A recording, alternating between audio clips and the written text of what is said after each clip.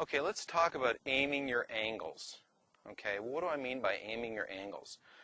Well, golfers have to learn how to be patient enough with their hands so they don't over-accelerate. A great teacher, one of my mentors, well, he doesn't really even know it, but I've watched all his stuff a million times. Ben Doyle always talks about over-acceleration, a theory from Homer Kelly, the golfing machine. So, having patience in golf, and let me explain patience really quickly.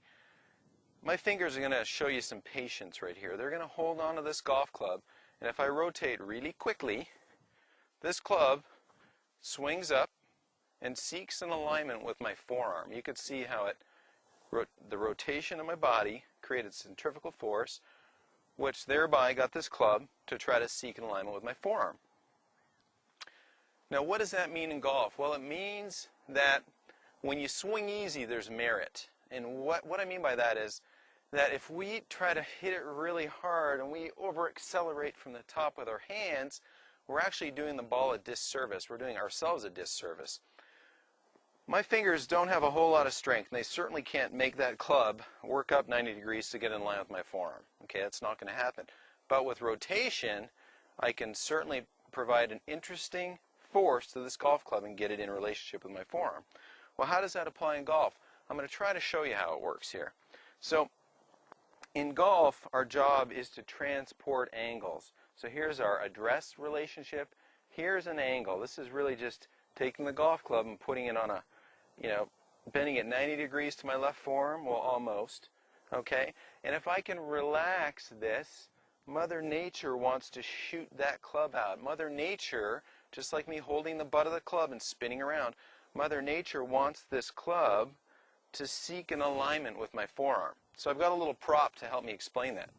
I've got a couple of tubes from some wrapping paper from the golf shop, from Tethero Golf Shop up there. Come see us out here, by the way. And if we relax these tubes, I've got a tube inside of a bigger tube. If I relax my hands, I can let this tube fire out and kind of land at the ball. If I relax further, I can let it land a little further.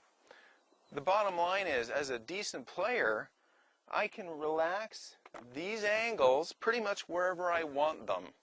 I can, if I want to, relax and store it long enough to where I take a divot well left of my ball line, which a lot of amateurs have very little success trying, but you can do it if you understand it. Most amateurs throw the club so quickly that they're very, very, very shallow through impact, or they've taught themselves to be steep by coming way over the top, okay, with an open face. A lot of students are just far too shallow, never store the angles long enough to control where their low point is. So with some energy and some awareness of where your hands and where the mass is in your hands, you can control where your low point is. You can control where this club naturally wants to seek an alignment. As an example, the wrong way, so if I take this club and I kind of have to hold it up so the tube doesn't fall out, if I make a backswing and get my backswing condition, I've created some angles and I've created some ability to let these angles straighten.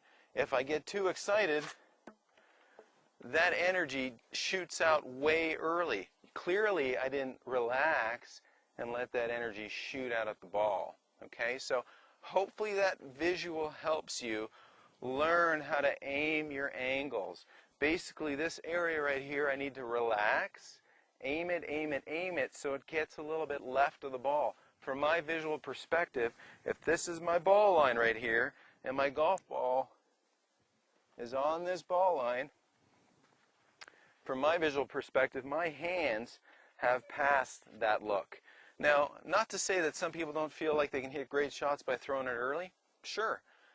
I just don't think it's the best way to do it. If it was, then there'd be a nation of golfers that were 5 or 6 handicaps or better. Basically, you have to learn some patience, people, and that's why when you hit a great one and you've just swung easy, you've stored these angles a little bit longer. Mother Nature's done the work for you, created that throw-out motion, created that last-minute burst of power that we can provide to a golf ball. So hopefully this little tube visual helps you learn how to relax and store those angles so that you can let it fire out at the right place. Have a great day.